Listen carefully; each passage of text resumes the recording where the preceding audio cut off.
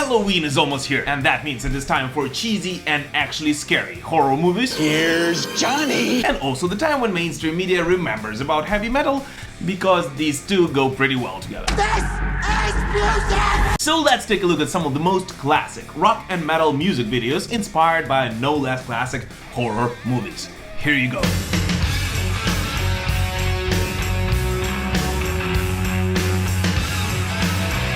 In Motörhead's Hellraiser, the one and only Lemmy Kilmister meets the main Cenobite villain Pinhead, who of course appeared in the popular horror movie franchise named, surprise surprise, Hellraiser. Oh, no tears, please. The video focuses on Lemmy and Pinhead playing poker, which by itself is pretty much the most badass thing you can possibly imagine, and of course the only card Lemmy needs is the Ace of Spades. And don't forget the Joker.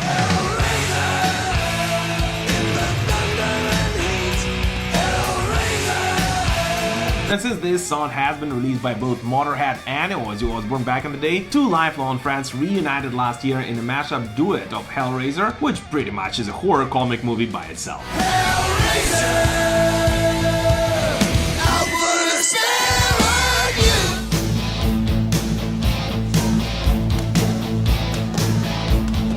In 1987, Dokken released Dream Warriors, written specifically for the movie A Nightmare on Elm Street 3, Dream Warriors. Let's get high. The music video mostly concentrates on the themes from the horror classic, yet with an alternative and a very 80s style ending in which Dokken defeats Freddy Krueger with the power of heavy metal. Who are those guys?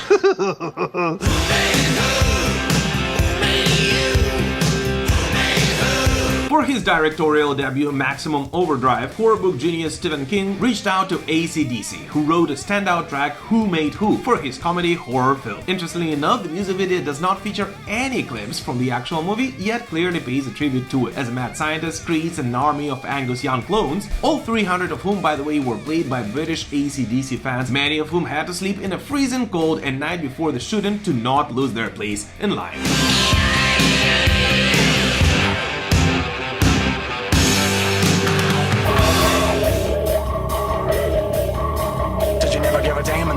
Maybe it's time you when the tables turn. Stanley Kubrick's The Shining is of course one of the most beloved horror movies by all metalheads. Here's Johnny! And many bands paid tribute to it, yet Slipknot did it in a very, well, Slipknot way, without featuring any actual scenes from the movie, yet instead reenacting most of them, thus developing an atmosphere almost as frightening as the movies itself, for which Spit It Out got banned from MTV.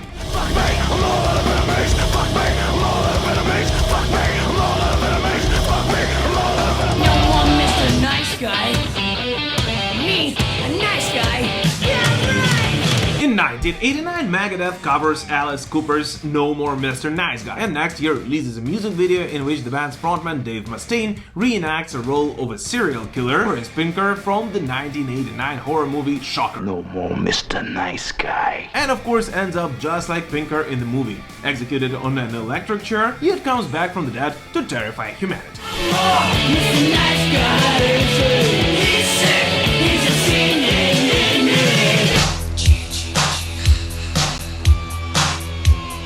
And since we're talking about Alice Cooper here, we have no right to forget Alice's He's Back, the Man Behind the Mask, in which the legendary shock rocker is placed in the setting of the horror movie classic Friday the 13th, Part 6, Jason Lives. By the way, the original single version might sound a bit too poppy for some, so I actually prefer the latest live renditions of this track. He's back.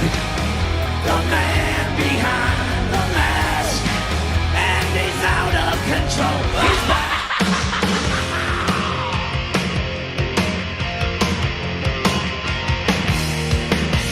In 1987, Blackie Lawless and the boys from W.A.S.P released the music video Scream Until You Like It, featuring the scenes from a comedy horror film Ghoulies 2, which is so bad that it's actually good, and unlike its first part, does not take itself seriously at all.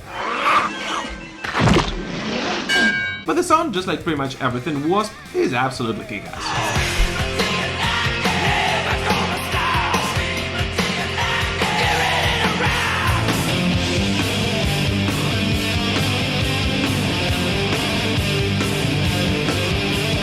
Metal Legends Cathedral, who sadly split up in 2013, once paid a tribute to the 1968 horror classic Witchfinder General with the song Hopkins. The music video of course features the clips from the actual movie, which although was released 30 years before the track, fits perfectly with the overall mood and the atmosphere created by Cathedral.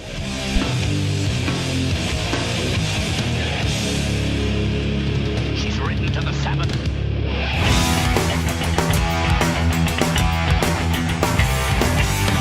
On the first single after Bruce Dickinson's and Adrian Smith's return and the Brave New World opener The Wicker Man, Iron Maiden paid tribute to one of the greatest British movies ever made, starring the most metal British actor ever, Christopher Lee. It is time to keep your appointment with the Wicker Man.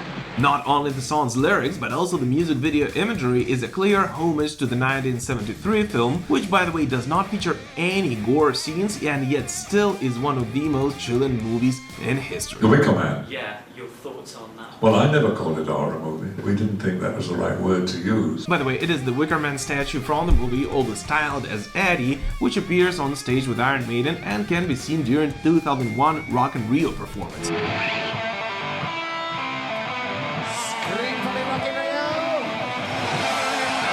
And yeah, I of course could release a whole episode on Iron Maiden's The Wicker Man if you guys want.